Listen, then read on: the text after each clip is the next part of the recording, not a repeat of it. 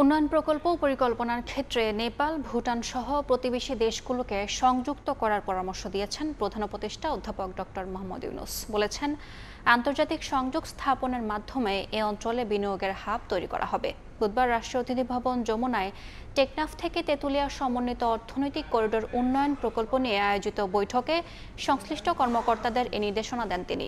পরিবেশের ক্ষতি করে কোনো উন্নয়ন নয় জানিয়ে প্রধান উপদেষ্টা বলেন, উন্নয়ন প্রকল্প পরিকল্পনার ক্ষেত্রে নদীর পানি প্রবাহ যাতে নিরবিচ্ছিন্ন থাকে তা নিশ্চিত করতে হবে।